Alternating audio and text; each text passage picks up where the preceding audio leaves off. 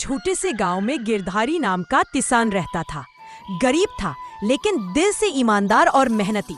उसकी सबसे बड़ी ताकत है उसका बेटा चित्रू। चित्रू, बाबा हम भी एक दिन अमीर बनेंगे ना?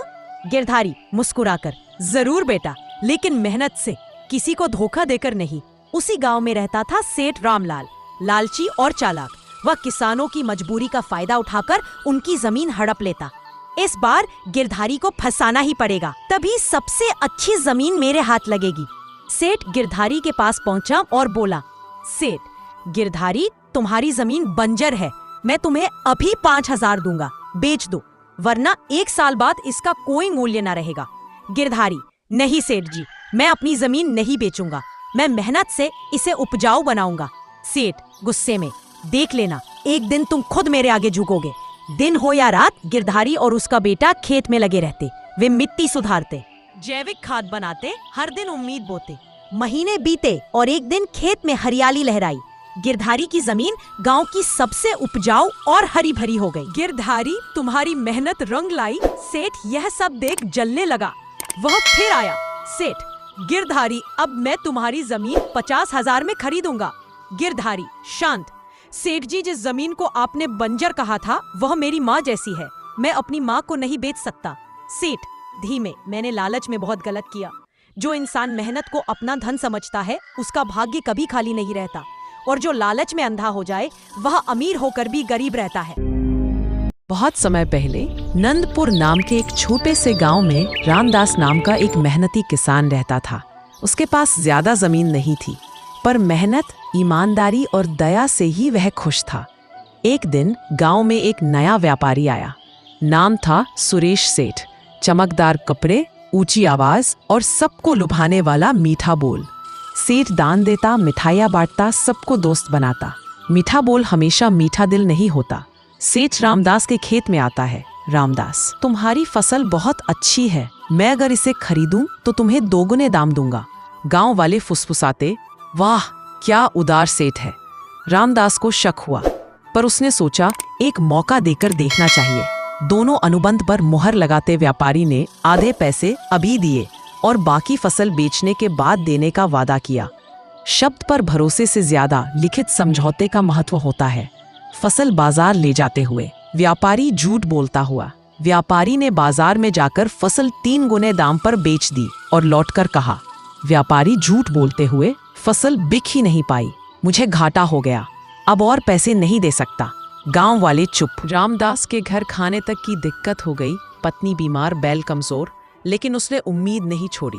धोखा भी हमें सिखाता है, हमसे क्या छीनना है नहीं, क्या सीखना है। रामदास ने एक योजना बनाई, इसी सेठ से सच उगलवाने की। सेठ जी, इस बार आपके लिए मेरी जमीन है, खरीद लीजिए, अगले महीने तो सोना उगाऊंगा। व्यापारी का लालच जागता है। व्यापारी ने बिना सोचे जमीन खरीद ली। सोचा सोना उगेगा तो बाद में रामदास को हटा दूंगा। लालच आंखों पर पर्दा डाल देता है। 1 हफ्ते बाद तहसीलदार आया। सेठ ने कागज दिखाकर जमीन अपनी बताई, पर कागजों में एक शर्त थी, यदि कोई भी धोखा साबित हो जाए तो खरीदार का नुकसान और 2 गुना जुर्माना। व्यापारी हक्का बक्का, तहसीलदार, सेठ आपने फसल बेचकर झूठ बोला, अब जुर्माना भरिए और सबके सामने माफी मांगिए। रामदास को उसका पूरा पैसा वापस मिला और जमीन भी बच गई। गांव वालों को एक बात समझ आई कि सीख, धोखा चाहे कितना चालाक क्यों ना हो, सच्चाई और बुद्धि मिलकर उसे परास्त कर देती है। सिर्फ ईमानदारी नहीं, समझदारी भी जरूरी है। सौंधापुर गांव में एक किसान रहता था, भूरे लाल, जिसे लोग भूरे किसान कहते थे। वह मेहनती था पर गरीब। उसके पास बस छोटे से खेत और एक पुरानी बैलगाड़ी थी। भूरे खुद से, मेहनत तो बहुत की, अब बारिश ही देर कर देती है। बारिश का मौसम आने वाला था, लेकिन भूरे को पास बीज खरीदने के पैसे नहीं थे। वह व्यापारी लाला छाबील दास के पास पहुंचा। भूरे, लाला जी मुझे बीज चाहिए, कर्ज दे दो। लाला घमंड भरी हंसी, बीज दे दूंगा, पर 2 गुना करके लौटाना होगा, वरना खेत मेरा।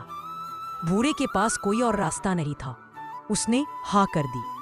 भूरे ने बीज बोए, दिन रात मेहनत की, पर अचानक तूफान आया। फसल गिर गई, आधा खेत नष्ट हो गया। भगवान, अब क्या होगा? गांव वाले फुसफुसाने लगे। गांव वाले, भूरे खेत खो देगा, अब वही मजदूर बनेगा। भूरे ने हार मानने के बजाय फिर से खेत संभाला। तूफान से बची थोड़ी फसल को उसने बच्चों बूढ़ों में मुफ्त बांट दिया। भूरे जो बचा है उसने बच्चों को अपनी गाड़ी बच्चों को साफ कर दी और साथ में डिनर में भूरे की बुलाई दी। खेत का भूरे की याद ना करे। जब बच्चों को साफ कर दी तो उनके आदमी से बात करती थी। भूरे सब कुछ मेहनत करने के बजाय फिर से खेत संभाला। भूरे तूफान आया, फिर बारिश का मौसम आने वाला था, लेकिन भूरे के पास बारिश फिर से हुई। गिरे हुए बीजों में नए अंकुर निकल आए। खेत हरा भरा हो गया। गांव वाला चौंक कर, अरे ये कैसे? भूरे मुस्कुराकर, मेहनत देखती है दया भी। पंपर पैदावार हुई। भूरे ने पूरा कर्ज चुकाया, लेकिन उसने सिर्फ पैसा नहीं दिया। भूरे ईमान से, ये अतिरिक्त दाम उस घाटे का जो तू भी झेल सकता था। लाला भावुक, भूरे मैंने हमेशा मुनाफा देखा, आज पहली बार मुझे इंसान दिखाई दिया। पटेल ने पूरे गांव के सामने घोषणा की, आज से भूरे किसान को सच का किसान कहा जाएगा। इस गांव में उसके नाम का अनाज भंडार बनेगा। लोग जो उसका मजाक उड़ाते थे वही अब उसका सम्मान करने लगे। कुछ लोग धन कमाते हैं और कुछ सम्मान। बीज की तरह सच्चाई भी जमीन में दबकर मिट नहीं जाती, वो भी फूटती है और सबसे बड़ी फसल देती है विश्वास की।